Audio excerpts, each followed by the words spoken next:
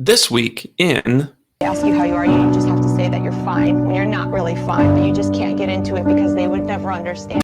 the 2023-24 season has flown by for Arsenal. Last Sunday, the campaign concluded for the Gunners, and unfortunately, it didn't end with a league title. They finished second in the Premier League with 89 points, and after exiting the FA Cup in the third round, the EFL Cup in the fourth round, and the Champions League in the quarterfinals, the English top flight represented Arsenal's remaining shot at silverware. However, City comfortably defeated West Ham at the Etihad by a score of 3-1 to win their fourth league title in a row. So, that sadly means another trophyless season. And in light of the fact that this is Mikel Arteta's fourth full season at the wheel, that Arsenal effectively spent a combined £200 million on Declan Rice, Kai Havertz, and David Raya, and that the likes of Manchester United and Chelsea are once again fumbling around in the darkness of mid-table mediocrity, a question will arise once more. Has Arsenal's season been a successful one? It's a question that many in and around the game will feel compelled to ask, so naturally, it's a question that I feel compelled to answer. The first part of that answer, however, involves another question. What does it mean to have a successful season? For some, the answer is pretty straightforward: trophies or bust. And sure, that's one way to look at it. But I don't think that's a framework that always takes factors from a season into account. Just look at PSG this year. They strolled to their 811th Ligue 1 title in the last dozen or so years, but do you think they consider that season to be a success? On the flip side, Jurgen Klopp has departed Liverpool after having only won the Premier League and Champions League once each in his 9 years at the club. Was his time in Merseyside a failure? So then, what exactly constitutes a successful season for Arsenal this time around? I asked this question on Twitter a while back, and while plenty of people answered with something amounting to winning trophies, I got several other responses that hit on something that I think is closer to the correct answer: the idea of being better than the season before and getting closer to our intended destination. And the thing is, Arsenal have absolutely been better this season than they were last season. At the end of the 2022-23 campaign, the Gunners finished with 84 points in the league. This time around, they bested that with one match left and finished the season with 89 points. On top of that, Arteta's men have now scored 91 goals in the league, which is a club record for a single season. They also recorded 28 wins, another club record. But defensively is where this team have really improved and performed like a side worthy of silverware. At the end of the 2023-24 Premier League season, Arsenal sport the fewest goals conceded in the league, the lowest XG conceded in the league, the most clean sheets in the league, the most consecutive away clean sheets in club history, the second most clean sheets in a single season in league history, and a top 10 goal difference in Premier League history. Arsenal have been so dominant defensively that David Raya won the Golden Glove despite missing the first 4 matches of the league season and having to sit out 2 additional matches against Brentford, and they did this during the Premier League's highest scoring season ever. On top of that, Arsenal were widely regarded as the best out-of-possession team in Europe by tactical experts. It's an understatement to say this team improved defensively. What Arsenal have produced this season isn't just elite, it's historic. According to a Ryan O'Hanlon article from last week, Arsenal have put up more points, scored far more goals, and conceded fewer goals than the average Premier League title winner. And then there's the matter of their record against the rest of the Big Five and Spurs. Last season, Arsenal recorded 6 wins, a draw, and 3 losses in those fixtures. This time around, Arteta's men went unbeaten against their main rivals in the league, improving to 6 wins and 4 draws.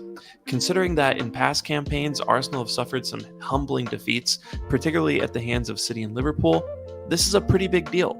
And special shout out to William Saliba, who received Man of the Match awards at Anfield, the Etihad, and Old Trafford all this season. That is some feat. On top of that, Arsenal took a step towards rectifying their, let's face it, underwhelming record in Europe. They comfortably topped their Champions League group and then navigated a tricky round of 16 matchup with Porto, progressing through penalties. And while they fell short against, who else, Bayern in the next round, it was their first quarterfinal appearance in the tournament in 14 years. And compared to previous Champions League exits at the hands of Bayern, this one was easier to watch. I know, low bar. The point is, trophy or not, this Arsenal team took a step forward this season. They have been the best in the Premier League according to several metrics, and among the most elite in Europe according to others. In particular, Arsenal have delivered a historic defensive showing when last season they essentially began leaking goals after the World Cup. And most impressively, they have gone on a remarkable run this calendar year, losing once, drawing once, and winning 16 matches since the end of December. As a result, they have taken a Manchester City side currently on their longest unbeaten streak ever to the final day of the season. In fact, Arsenal have helped make this season's title race the closest in history, with the gap between first and second an average of 1.5 points throughout the campaign. I'd say compare that to last season, but considering how long we led for, let's not and say we did. For many Arsenal fans, the difference between a successful season and a failure rests on the finest of margins. Trossard misses a chance against Aston Villa, unsuccessful. Zinchenko gets out of the way of a Gabriel pass against West Ham, successful season.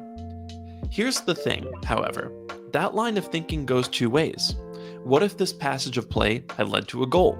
What if one of the times Spurs hit the post against us last month ended up going in? What if this had been called as a penalty? To win the Premier League these days, you need just enough luck. That's how fine the margins are now.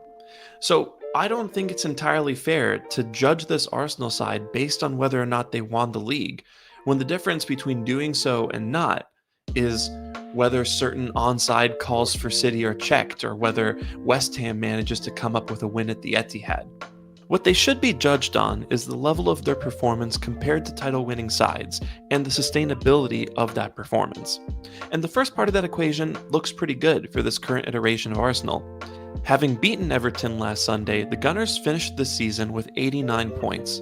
Since the 1994-95 campaign, that point total and Arsenal's resulting goal difference would have been enough to win the league in 17 different seasons. If Arsenal had beaten Everton by 4 goals, that number goes up to 18. That, in addition to other stats I've previously recounted in this video, really helps underline the fact that Arsenal performed at a historically title-winning level this season. The only problem is, they're not the only team that performed at that level. But can that level of performance be sustained into next season? I think it can be. Since the start of the new year, Arsenal have lost once, drawn once, and won 16 times. Including their loss to Fulham on New Year's Eve, Arsenal were on a 98-point pace over the second half of the league season. They're set to enter another transfer window in which Arteta will be heavily backed, and they've been linked to several quality players. Meanwhile, the players they currently rely on are still in their early to mid-20s. This is a squad that is still pre-prime. So yes, I think the season can be replicated and even improved upon. And if you don't want to take my word for it, here's what Guardiola himself had to say on the subject. With the age they have, with the manager they have, with they were playing the last 2 seasons, they will stay here for a long, long time. That's why we get the message. So, whatever happened on Sunday, if you don't, we'll start to be ready to compete against with them, they will take our position. So, was this season a success? Absolutely. Don't listen to the trolls, don't listen to the jealous rival fans. Success is a spectrum. There are different levels of success that we could have had this season. Obviously, winning a trophy moves you further in that direction, but what this Arsenal team have achieved regardless is amazing. This Arsenal side broke multiple club records, sported one of the best defenses in Premier League history, re-established the club as one of Europe's elites, and took treble-winning, Guardiola-managed, state-backed, 115 charges Manchester City to the final day of the title race. The Premier League trophy was in the Emirates Stadium for the first time since it was built last Sunday, and we were the finest of margins from taking it home with us. And we did that despite not being the finished article process-wise and having clear areas of improvement.